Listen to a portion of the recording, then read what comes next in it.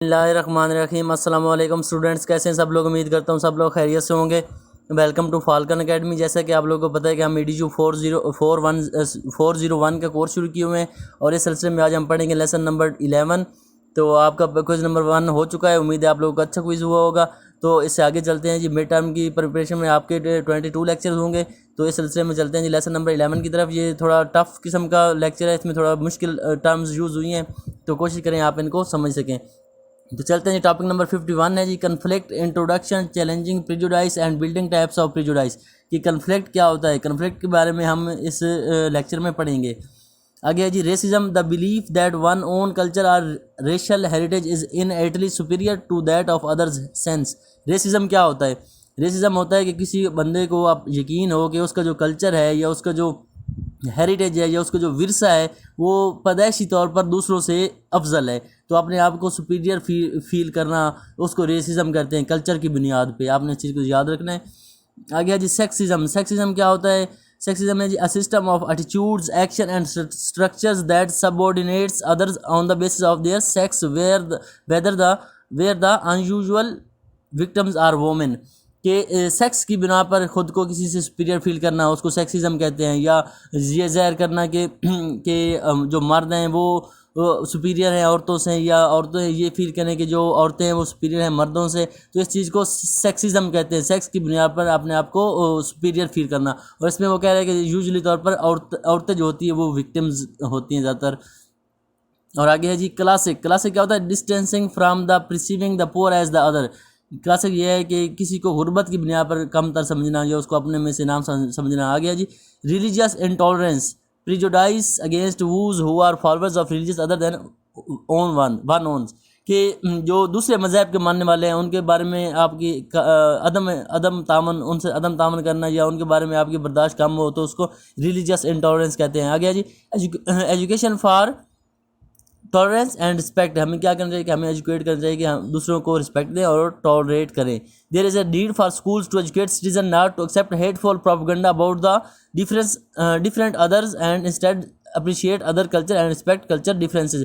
कि हमें चाहिए कि हम स्कूलों को इस तरह इक्विप करें या स्कूलों को इस तरह मोटिवेट करें कि वो लोगों को एजुकेट करें, अपने शहरी को एजुकेट करें कि वो हेटफुल प्रोपेगेंडा को इस्तेमाल मत करें, बल्कि वो दूसरों के कल्चर और दूसरों को जो मज़हब है उसको टॉलरेट करें और उनको रिस्पेक्ट दें। तो इसकी हमें ज़्यादा ज़रूरत है। आगे जी, टॉपिक नंबर 52 के उसमें वो बता रहा है कि डेफिनेशन है जी, कन्फ्लिक्ट की डेफिनेशन बता रहा है कि some components of peace education. Peace education के कंपोनेंट्स वो बता रहा है कि जी, emotion and feelings, in emotion और फीलिंग्स को मैनेज करते हैं जी पीस एजुकेशन में। उसके बाद एंगर एंड एंगर मैनेजमेंट, गुस्सा और गुस्से को काबू करते हैं। वायलेंस इन द मीडिया, उसको, ये सारे हैं कंपोनेंट्स हैं, पीस एजुकेशन के कंपोनेंट्स हैं। आगे जी, कम्युनिकेशन है, एम्पैथी है, उसके बाद कोऑपरेशन है, सेल्फ स्टीम है, टॉलरेंस है, कन्फ्लिक्ट रिजोल्यूशन है, कीपिंग सेफ है, इमोशन एंड फीलिंग्स है, हाउ इमोशंस अफेक्ट बिहेवियर। ये सारी चीज़ें, ये कंपोनेंट्स हैं किसके? पीस एजुकेशन के। The effect of violence on the emotion and feelings of children. तो ये सारे टॉपिक नंबर 52 आपका सारे, ये आपका लॉन्ग क्वेश्चन आ सकता है कि ये कंपोनेंट्स ऑफ पीस एजुकेशन कौन कौन से हैं, तो आपने ये 12-13 जो है ये आपने याद कर लेने हैं। आगे जी, टॉपिक 53 है जी, source, anger and anger management. कि हम किस तरह गुस्से को मैनेज करते हैं। Anger is the root of almost all violent behaviour. कि जो गुस्सा है वो आपके तमाम वायलेंट बिहेवियर का रूट होता है, जड़ होती है। Anger itself is not bad. जो गुस्सा है वो एक बुरी चीज़ नहीं है, but anger management as a tool for peace. लेकिन उसको हम मैनेज कैसे करते हैं? एंगर मैनेजमेंट ये एक टूल है अमन कायम रखने के लिए। आपका जो गुस्से को मैनेज करना बहुत ज़्यादा ज़रूरी है। तो ये 3 चीज़ें आपने याद रखनी। आगे जी, violence in the media. Violence in the media क्या होता है कि effects of violence in the media, कि हम मीडिया में जो वायलेंस देखते हैं उसका असर ऑटोमेटिकली हम पर होता है। तो teaching children that the violence in the media does effect them. आप अपने बच्चों को सिखाएं कि जो वो वायलेंस देखते हैं मीडिया में वो आपको अफेक्ट कर सकता है। आगे है जी, communication, cognitive and emotional communication. कि आप ये कम्युनिकेशन की टाइप्स है, कॉग्निटिव और इमोशनल, आपने इनको मैनेज करना है। और how effect communication can reduce violence. कि आपकी इफेक्टिव कम्युनिकेशन किस तरह जो आपका वायलेंस है उसको रिड्यूस कर सकती है। आप अगर कम्युनिकेशन अच्छी होगी तो आप वायलेंस कम होगा आपका। आगे एम्पैथी क्या है? Definition of empathy. एम्पैथी है कि अपने आप को दूसरों की जगह पर रख कर सोचना, कि understanding someone from someone perspective. कि किसी को उसकी जगह पर रख कर उसके बारे में समझना। Understanding from the perspective of the person without feeling sorry for that person.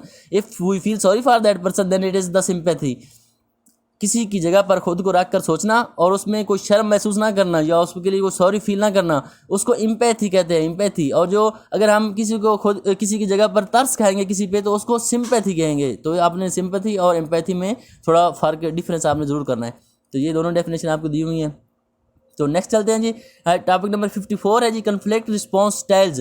कि कन्फ्लिक्ट को रिस्पांस करने के क्या कौन कौन से स्टाइल्स यूज़ होते हैं, कौन कौन सी स्ट्रेटजीज यूज़ होती हैं। Dealing with conflict individual differences, कि कन्फ्लिक्ट के साथ डील करने के लिए हर बंदे का अपना एक तरीका होता है। Personality traits versus learned behaviour. Personality traits पहला तरीका है जी, personality traits versus learn behaviour.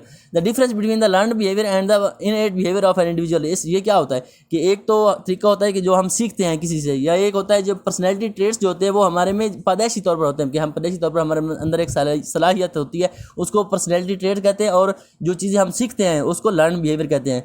तो ये एक पहला तरीका है। दूसरा जी रिलेशनशिप ऑफ डिस्प्यूटिंग पार्टीज़, के रिलेशनशिप ऑफ टू पार्टीज के दो पार्टीज जो लड़ रही हैं जिनमें कन्फ्लिक्ट है उनका आपस में तल्लक क्या है। आगे जी gender differences, there are certain difference on how the different gender resolve the conflict.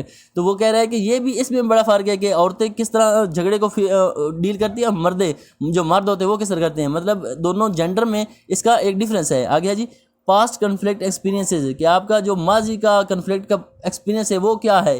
Your past experience on how you have dealt with the conflict also affect your present preferences, कि आपका जो पर्सनल एक्सपीरियंस है कि आपने पिछले झगड़े से क्या सीखा था वो भी आपके लिए बहुत ज़्यादा ज़रूरी है। वो आपको जो आप कन्फ्लिक्ट मैनेजमेंट है उसमें काम आ सकता है। Conflict response style, there are different conflict response styles, we will see them in detail. ये नीचे मुख्तलिफ किस्म के जो है ना कन्फ्लिक्ट रिस्पॉन्स स्टाइल्स हैं, इनको हम उसमें पढ़ते हैं डिटेल में। पहले है द सेज। सेज का लफ्ज़ी मतलब है कि एक फ्रूटफुल, ये एक सब्ज़ी का नाम है। आप इसको कह सकते हैं कि आप एक बंदा जो है ना वो प्रॉब्लम सॉल्वर हो तो उसको हम सेज कहेंगे। ये सेज एक अप्रोच है, इसमें 3-4 चीज़ें आती है, आपने इन चीज़ों को याद रखना है। आपने बेसिकली आपके अंदर ना डिफरेंस करना है कि इन चीज़ों में मिक्स अप नहीं करना चीज़ों को। द सेज क्या है, ये प्रॉब्लम सॉल्वर होता है, ये बंदा विन विन ओरिएंटेशन करता है कि ये इंसाफ करता है, दोनों में दोनों पार्टीज़ की जीत होती है।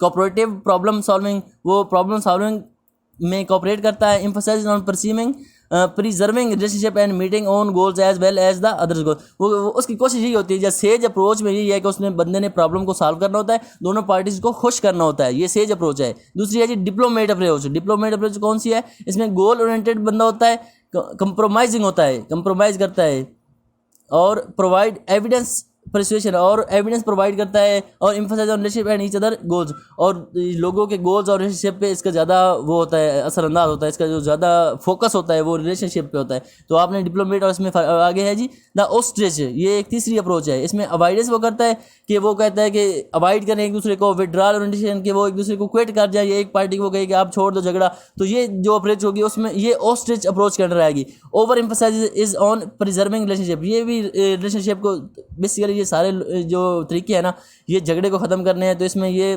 सबकी जो प्रायोरिटी है वो ये होती है कि झगड़ा खत्म हो। आ गया जी चौथा, ये 4 स्टाइल्स हैं, आपने इनको फ़र्क ज़रूर करना है। द फिलेंथ्रोपिस्ट, ये अकोमोडेटिंग करता है, स्मूथिंग एंड कंसाइलेशन करता है, high concern for satisfying needs of other, ये दूसरों की ज़रूरियात का ख्याल रखता है। ये आ गया जी 5वां द वॉरियर, क्या होता है विन लूज, जो वॉरियर विन लूज ओरिएंटेशन करता है, वेटिंग एट ऑल कास्ट करता है, विनिंग एट ऑल कास्ट, ये बंदा जो होता है ये कहता है कि हर हाल पे जीतना भी है, ये खुद जीत जो या जिसकी ये फेवर करता है वो उसकी जीत के लिए और दूसरों की हार के लिए काम करता है, ये एक ख़तरनाक तरीका है वॉरियर का। पोटेंशियल प्रॉब्लम क्रिएटर, ये प्रॉब्लम क्रिएट करते हैं। फोकस ऑन ओन गोल्स, ये सिर्फ अपने गोल्स के बारे में सोचता है। तो ये 4-5 किस्म के कन्फ्लिक्ट स्टाइल्स हैं, इनके बारे में आपने पढ़ लेना है। नेक्स्ट आपका जी है आगे आपका टॉपिक नंबर 55 है। इसमें आपको वो कह रहा है कि आपने क्या करना है जी, इसमें है जी dealing with difficult people, direct intervention है जी।